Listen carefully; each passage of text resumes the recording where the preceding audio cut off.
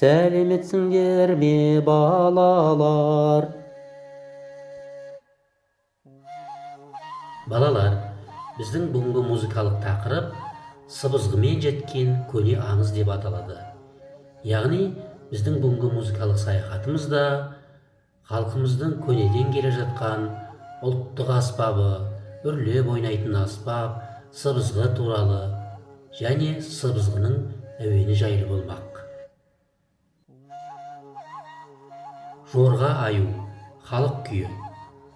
Бір аю аралды мекендеп, қонжықтарына таудан тамақ тасып жүргенде, жаңбыр жауып, тасқын жүріп, апандағы қонжықтарын су алып кетеді. Сонда суға ағып бара жатқан қонжықтарын көрген аю таудан жанын ұшыра жүгіріп, қонжықтарын апаттан құтқарып қалыпты.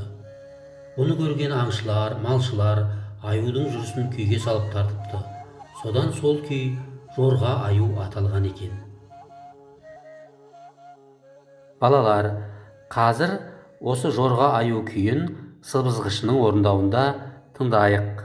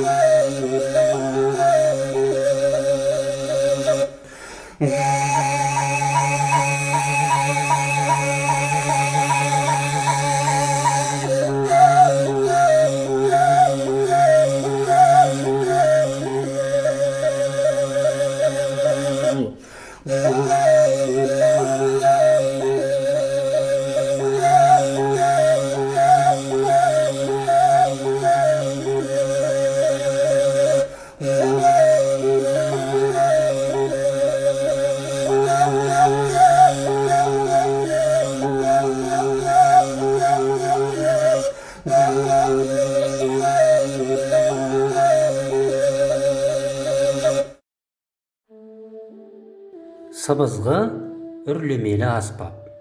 Ол қамыстан, қурайдан, ағаштан, тіпті жезден де жасалады. Қазір жаңа әннің мәтінімен танысып, әуенін тыңдап, айтып үйрену сәті. Сыбызғы қамыс қурай ағаштан түтікше ғып жасаған сыбызғыны сызылтып, ойықтарын басалам. Я, ойықтарын басалам. Ойналатын үріле, сыбызғының үніне бар табиғат билейді, күн мен айда күлімдер. Я, күн мен айда күлімдер. Ән салмас бұрын дауыс шаттығын айтып, тамағымызды қыздырып алған абзал. До, ре, ми, фа, соль, ла,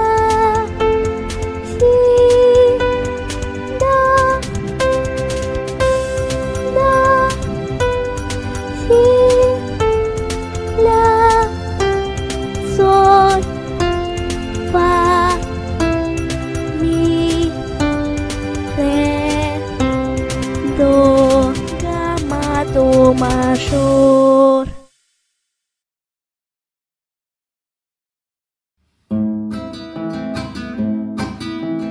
Қамыс қурай ағаштан түтік шегіп жасаған, сыбызғыны сызытып ойықтарын басалам.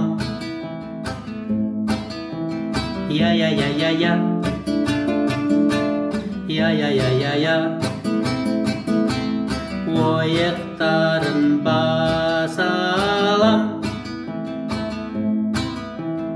Ойналатын өріле сыбызғының үніне, бар табиғат билейді күн мен айда күлімдер. Я-я-я-я-я, я-я-я-я-я, күн мен айда күлімдер. Я-я-я-я-я, я-я-я-я-я,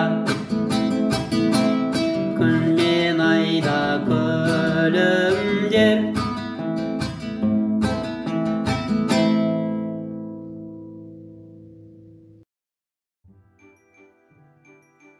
Ұстазды тыңда, үйге тапсырма, тақырыпты оқып, өлеңді жатта. Алдағы сабақтарымызға сәттілік тілей отырып, мен сендермен осы көңілді әуенмен қоштасамын. Сау болыңдар, балалар.